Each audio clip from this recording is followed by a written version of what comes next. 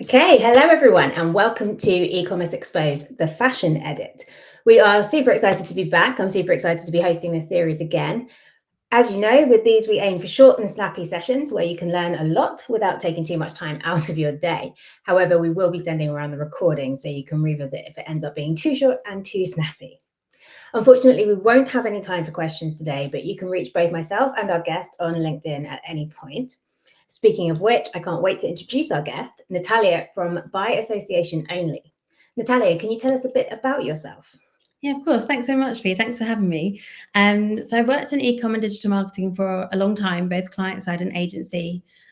Worked across verticals such as fashion, beauty, homeware. I'm now head of merchant strategy at By Association Only.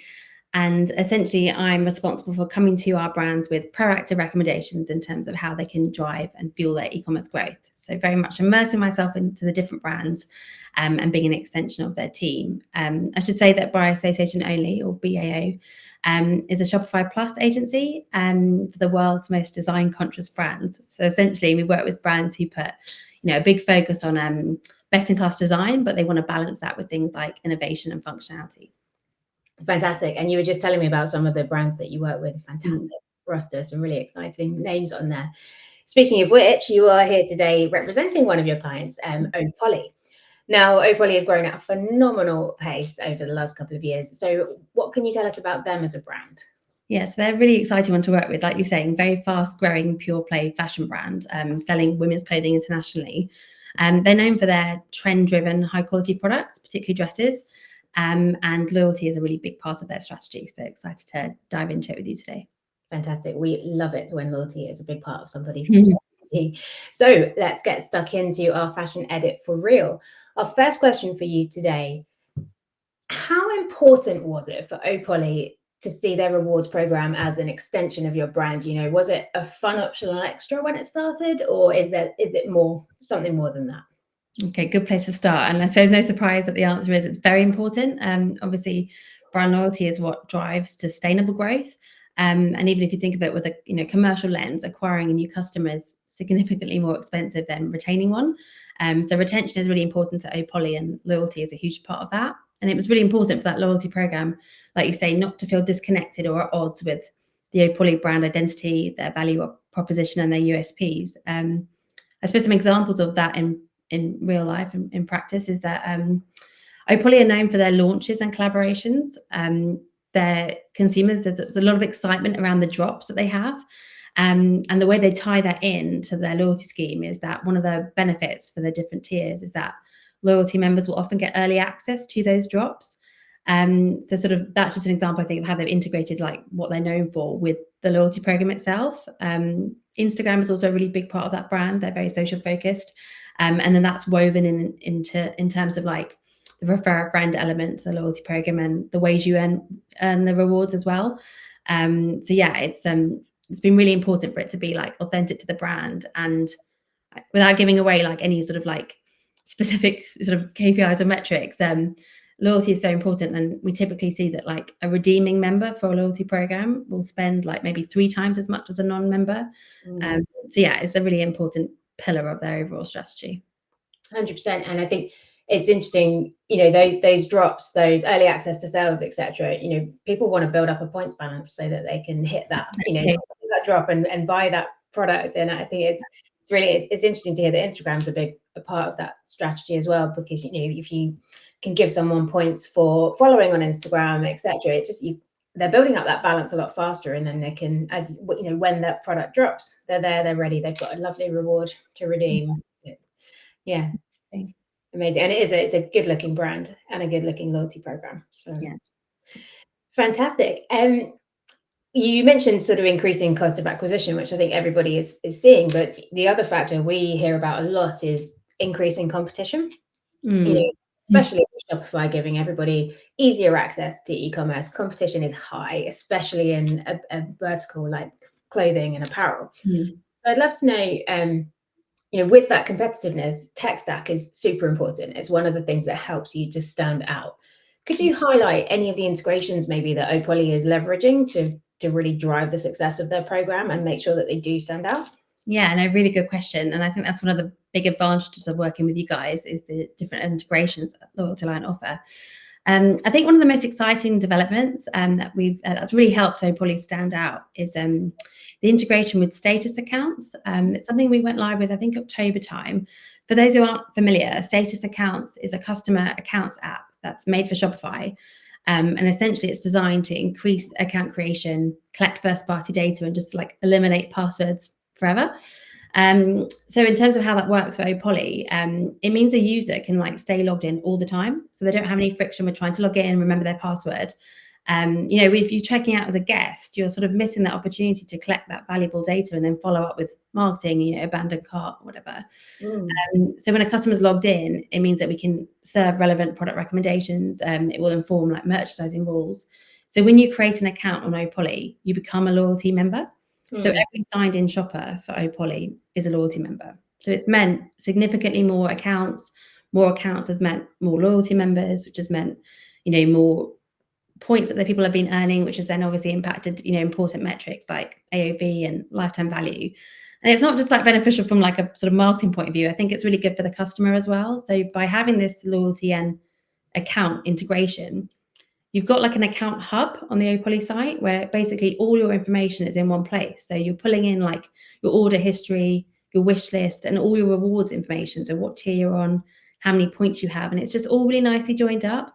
And that's why like, having a good strategy in terms of your tech stack is really important. So loyalty isn't off there in silo and difficult to discover, but it's like all really integrated and like creating that seamless experience. And I think that's especially important for their demographic being like Gen Z.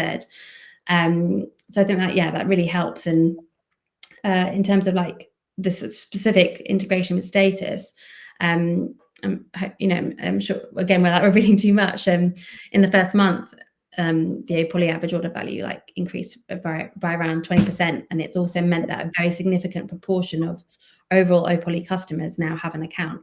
So that's been a really good one, and I think it's just been a good example in terms of how like integrations can really like maximize the opportunity that the rewards programs provide. I couldn't agree more. I think it actually saddens me sometimes. We have all these great customers or great clients who are using our platform to create rewards programs, and then I go on the site and I can't find the rewards program. It's not it's hidden, maybe in the footer if you're lucky. Otherwise, you end up Googling it. So I mean, the next step from that is making sure it's obvious. A step forward again, making sure it's really easy to use. It's really natural. It's part of your journey. And what you described is really exciting to me because actually it is seamless. It is part, I think the wish list thing is an amazing addition to any site. And to think that you could look at your loyalty program, your participation is going to be so much higher with that. So that's a very interesting use case. I would love to find out more about that. But also it'd be great for me because I can never remember my password. Yeah, same. But I won't pretend that I'm Gen Z. I'm definitely not. But you did mention that Opoly has a very particular demographic that they're very with, which obviously is Gen Z. So I'd love to know, how would you say that they're tailoring their program to appeal to that demographic? Is there anything that they're doing perhaps with rewards or anything else to make it really land well with the people that are shopping? Yeah, absolutely. So obviously we know who Gen Z are, like digital natives, and I think that comes with like a different level of expectation from the journey. So I think that from experience, like I found sort of less forgiving, and it's even more important to have that sort of seamless, convenience without sort of any friction that we sort of alluded to earlier. There are lots of ways that we're sort of helping Opoly to achieve this. So a few examples. So the rewards program for Opoly is like integrated across both their website and their app. So it doesn't matter what, in terms of which touch point. There's really clear communication throughout the site for members. So throughout their journey, they know, which tier they're part of, how many points they have to spend. So, things like communication within the push cart, within the mobile navigation, the account area, of course. And then also, I suppose, speaking about Gen Z, like flexible payment options is really important. So when they're coming to make a purchase, they've got a variety of options to choose from alongside redeeming their points as well.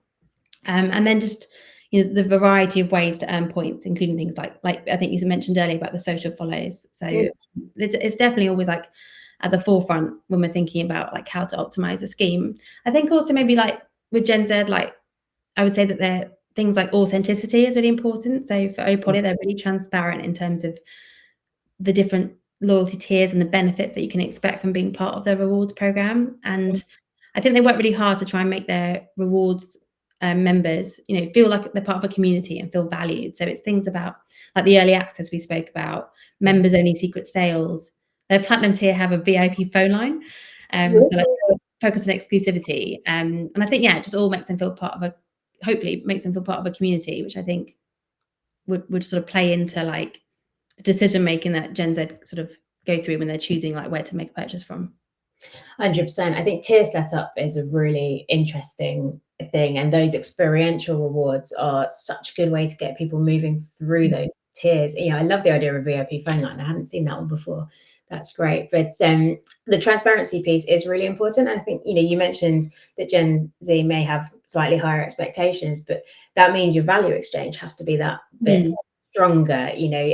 They'll see through things very quickly. As you say, digital natives, they'll understand a broken promise. They'll see, hang on a minute, you've given me a tiny extra discount for moving up a tier and engaging with your brand and spending all this money with you.